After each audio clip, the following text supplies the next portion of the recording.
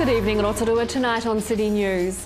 Labour Party leader David Cunliffe was in town yesterday campaigning for his party. Council decides to proceed with the Terax project, and a big day of rugby tomorrow for 3 of our local teams.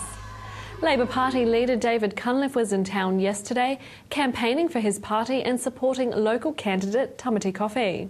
Both Rotorua and Waiariki are very strategic seats for Labour in this election. And I want to start off by just acknowledging the extraordinary calibre of these two first-time but really natural candidates. They have got energy levels to burn. They have got style that you can see here at the Labour Lounge, and they have connected with so many people in such a quick time. It does my old heart good to see our tamariki and our rangatahi coming to join the fight for a fairer, better, more prosperous New Zealand with these guys leading the charge. Let's give them a big hand. We've got a message for the fence sitters who are yet to decide who to vote. Yeah, it's you, the fence sitters, or the ones who stayed at home last time, who will decide the future of our country. And it needs to be decided now. It shouldn't be put off for 3 more years.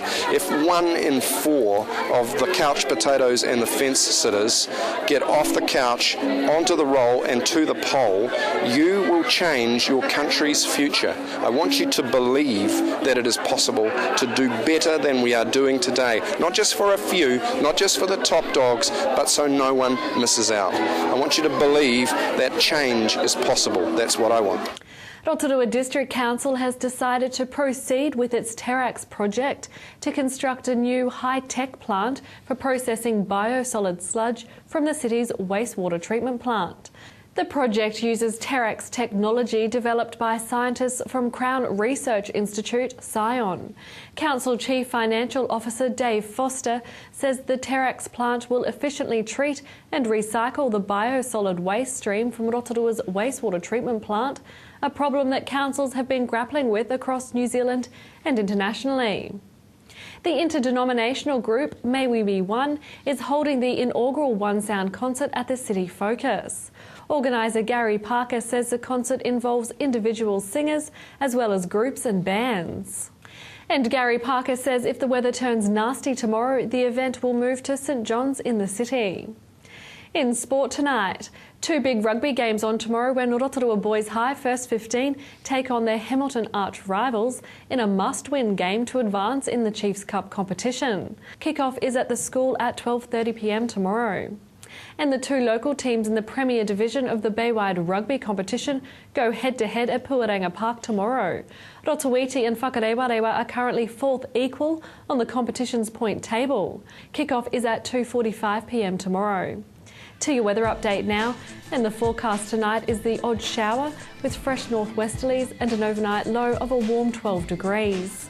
Still to come in tonight's program, we find out about a community project aimed at helping people keep warm this winter. We catch up with Arts Village manager Tanya Short, and we cover the dawn blessing of the new Rotorua police station held on Monday.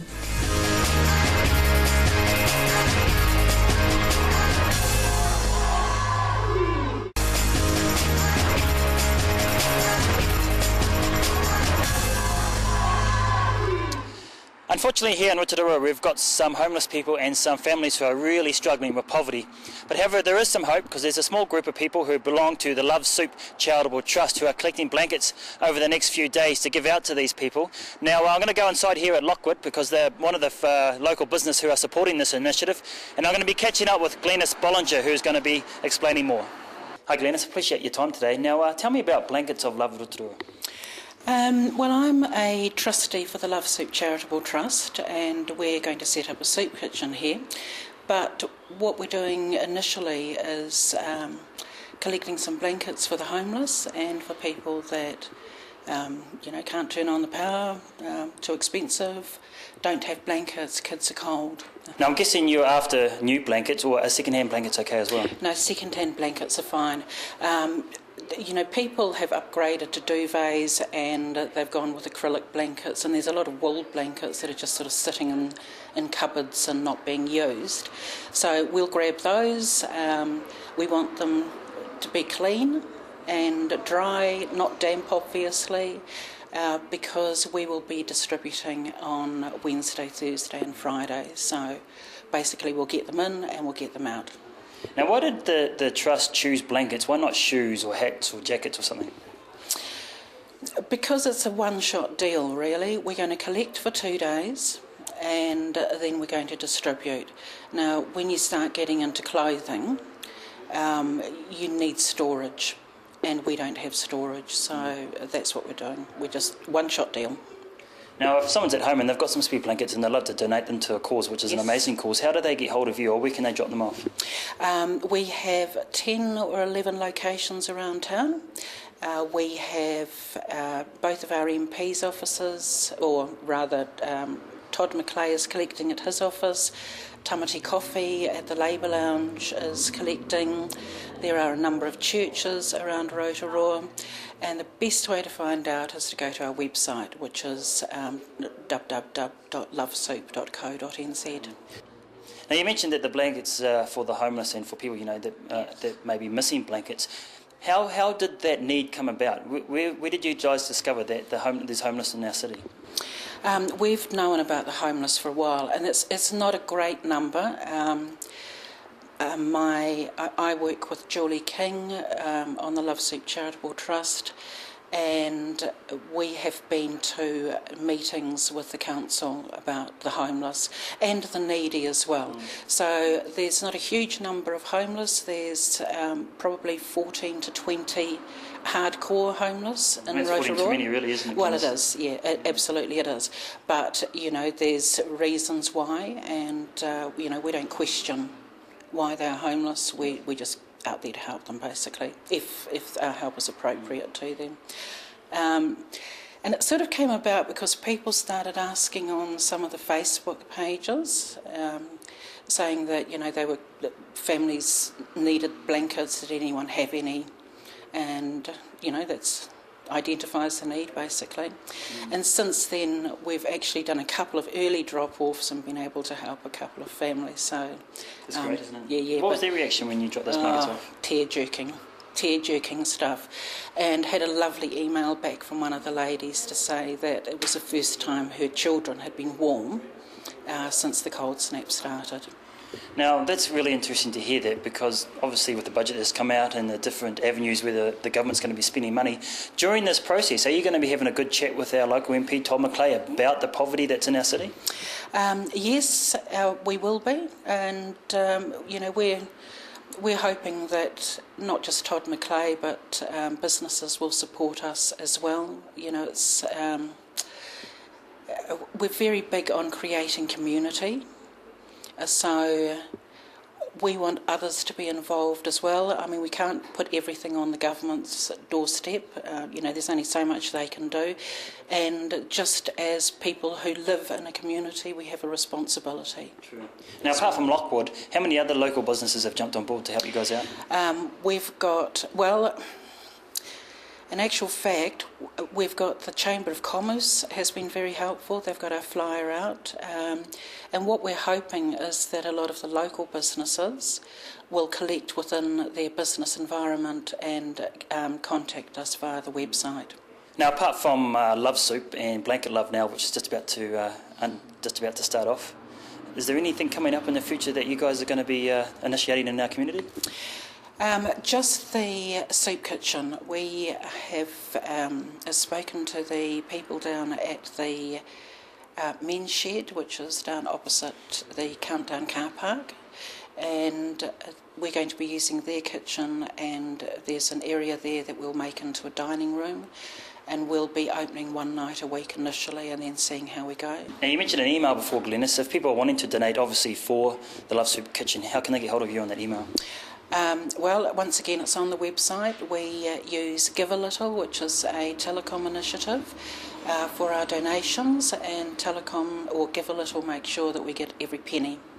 So people just need to click the button. We're happy if they donate, a couple of dollars. That would be fantastic. It all helps. Cool. Well, we'll catch up with you guys when you finish early next week, because I know there's a follow-on story here. Yes, there is. And you guys are doing an awesome job, so I appreciate your time. Thank you very much. Thank you.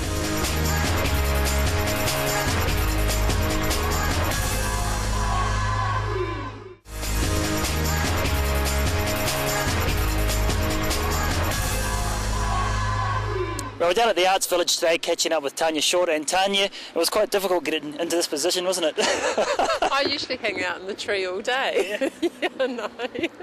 Yeah. What's the reaction been like, Tanya? Because it's a pretty eye-catching part of the city, really, and you drive past, you can't help but look. It's awesome. The reaction's been really awesome. My office is just up there, so I can see people out the window, and I've got a series of shots. When there's a crowd of like more than 10 people, I grab the camera and take a photo. And I've got a number of them. Yeah, so it's been amazing. Do you think it's lifted the profile of knitting and crocheting and obviously the Art Village? Definitely. All three things, I think. There are even men and young people doing it. We've got evidence on photos. Yeah, it's not just the older people who are doing it, so definitely, yeah. Is tree bombing, is it a new craze? I hadn't ever heard of it until like 3 years ago, and then one of our trustees told me that her daughters were into doing it in Wellington, so I looked it up online and went, hey, that looks amazing. Yeah. I know that we've got knitters and crocheters here, so why can't we do that? But actually in the end it turned out to be a lot more people from the wider community that got involved, not just the groups here, so that was amazing. Yeah. How long did it take to get everything stitched onto the tree? Well, we gave the contract to Annette Bates in December, and she came along to the first Hot Lakes Craft Market and she did some kind of workshops with people there, and then she set up dates for the rest of the year. And then a lot of people came along with ideas about how to do it. So somebody else's advice was to set up knit stations around town. So they put them in a pop-up gallery, they put it in the library and in people's shops and here, so that you could do it even when there wasn't anyone there. And that worked really, really well. And so well, in fact, that I think the library's asked the yarn bombers to keep yarn bombing there, and they've been asked to do some other spots around town. So that's fantastic. So the group's going to keep going. Now, we caught up with Annette before the tree actually got bombed, and she said there's a resurgence in knitting and crocheting, and not so much with women but also with men. Yep, totally. I've got some photos. No, I think it's really great. You know, I think back to my granddad who was in the war, and he was like better at darning socks and doing that kind of thing than my grandmother was. Now, during the last couple of comments you mentioned the Hot Lakes Craft Market. Now that's finished for the year. Yeah, finished until September. So we thought, you know, it's really hard to get out of bed on Sundays when it's cold and wet and miserable, and so I thought have a break during winter, come back in spring and we'll do something really big. So those are the plans. First one will be the second Sunday in September. It's really well away yet. Yeah. How did the last season go of the craft market? Because I've gone down there on a Sundays and it's always busy. Yeah, it is. It's getting much better for sure. Like, I mean, we've had a little bit of change. Like we had Ali Bennett last year, and she ran that really massive one in December, which was fantastic. And now we've got Sabine looking after it, so she's just kind of finding her feet, and she's bringing a different flavour too. Like she's getting different groups from schools who are doing fundraisers to like do the kitchen, and John Hamilton from Music Works has helped to get in some younger students who are playing music live on the day, so that sort of thing's really cool. What other initiatives have you got happening over the winter season here? What other initiatives have we got? We've got a few classes on actually. I've got a bit of a list. The Potters group are always running like get to know the pottery room classes, and those run for 6 weeks, and you get taught how to do a whole range of stuff there, and then if you want to join the club you can join after that, so that's pretty cool. Is that free or is there a cost? That's a cost, because you have to pay for all the clay and the time for the tutor and stuff like that. $120 for a 6-week course, yeah, and then thereafter at least you know your way around and you can give it a go yourself. Lani Isles is doing after school art classes for youngsters, and she's a qualified teacher and quite an amazing artist, so those are open at all times. Anyone can pop down and kind of take part in that. $20 a session. Bridget Thornton's also running 3 contemporary art classes, one on pop art, one on acrylic painting, and one on what do you call it? Just throwing everything at the canvas, you know, abstract. Anybody can do that. Yeah, yeah. I think you have to have a bit of energy behind it though. So, and Bridget also is, you know, an experienced artist, so good person to do a class with, and not your usual run-of-the-mill things. We also got some funding in from Creative Communities, and we're running a stencil workshop here soon. So, you know, if you like kind of stencil street art, Banksy kind of style stuff, then that one's for you. Yeah. You mentioned pop art. How do you define pop art? Pop art was kind of made popular by people like Andy Warhol in the 60s. So it can be you know, your Campbell's soup container and your Marilyn Monroe's and stuff So like it's quite that. retro. Yeah, kind of retro, but sort of more modern, almost in a way, than some other things. You know, it's not your landscapes and, you know, traditional art forms or anything. It's a few years after that, so we're getting there. Yeah, it's contemporary, sort of. Yeah. Now, we're almost out of time, Tanya. Yep. Matariki in a couple of Matariki. weeks. Are you guys involved in that as well? Yeah, we've got an opening on June the 6th, and 2 artists in, Marion Hodge and Robin Williams, not the actor. And hopefully a cultural group will be performing here from Rotorua Girls High and Boys High. Rotorua. Yeah, That'd be good. it'll be awesome. Well, as usual, Tanya, it's been great to catch up with you. And like I said before, I was getting cramp and we've got to get out of this tree. Yeah. Right, appreciate your time. Thank you. Bye now.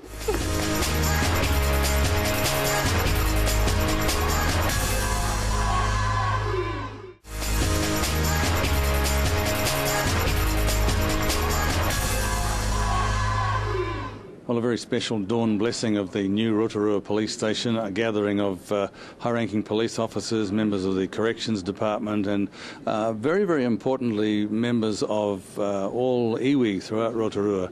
And with me is a man who I think is a very excited man in terms of this new premises. Man heads up Rotorua, and it's a warm welcome back to Inspector Bruce Horn. This is... it's hard to say. It's kind of speechless in terms of what's going on here and the premises we're sitting in now. So, very exciting time for us. We've been waiting for this for well over a decade. I think it was 2003 I was told I'll be a new station 3 years. But it's certainly been worth waiting for. And what we're most excited about is the vision for this building has flowed through into the design, and a lot of things that we wanted to achieve in terms of reflecting a lot of our core values and what we are as police, for safer communities together, working in partnership with the community. And it might sound odd to people how you'd get that into a building, but it actually is here, and a lot of thought's gone into the design, and that's what we're most excited about, that we're going to have it's a wonderful facility that's going to help us provide a much better service to the public. So areas like we're sitting here now, for example, it's actually quite deliberate, and this is what we're sitting in, is an informal area for staff to sit down and catch up with one another, because one of the challenges of the building is the length of it. It's 90 metres long. And so a lot of thought and communication and making sure that people are aware of what other people are doing is very important. So it was recognised by the designers that this period right here would be a high volume area for staff where they're going to have hallway conversations. So they thought, well, if you want hallway conversations to occur, give them a couch. Let me ask you just finally, Bruce, and again, congratulations on a major achievement here, and it has been definitely a team effort, I know, but it really does emphasise even today the importance of community policing as we see it in 2014, doesn't it?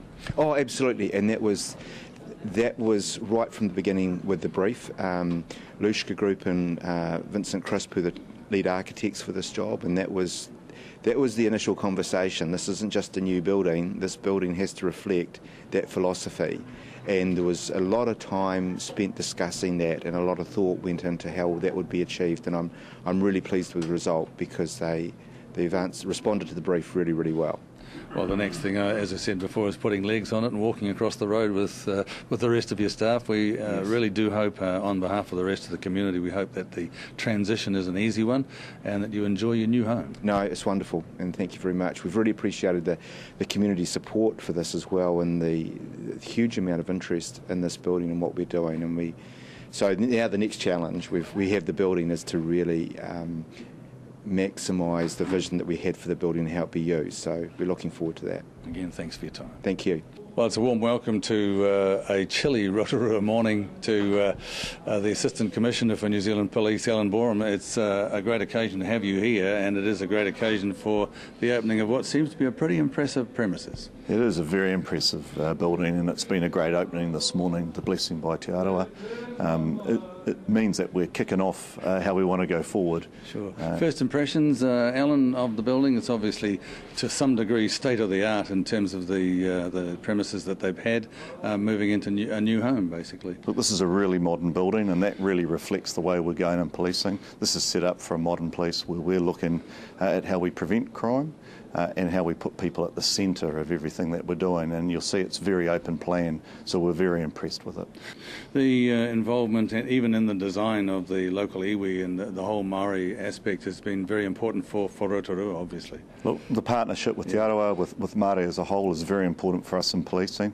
If we get that right, we know that we'll get everything else right. So great to have them here this morning, working in partnership with us and blessing the building. What do you see as the greatest challenge for New Zealand Police? And obviously Rotorua is no exception, Bay of Plenty as well, in the wider area, a lot of representatives from all over this whole area. What do you see as the greatest challenge for New Zealand policing? Well, look, the greatest challenge is us stopping crime. That's what we want to do. We want to stop people being hurt, whether it's in crime or crashes.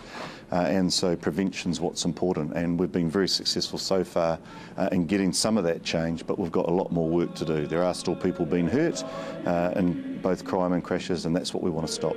Well, we appreciate you having you here, and I know there's a bit of kai going on, so we won't hold you up any further. But thanks for joining us here in Rotorua. You're welcome. And thanks to Wayne and Graham for getting up extra early on Monday to bring us that footage of the historic blessing of the new Rotorua Police Station. If you'd like to contact the station, give us a call on 07 3488 984, or you can visit our website and watch the show again at tvrotorua.co.nz. Thanks for joining us tonight. Have a wonderful weekend. Ko Maria.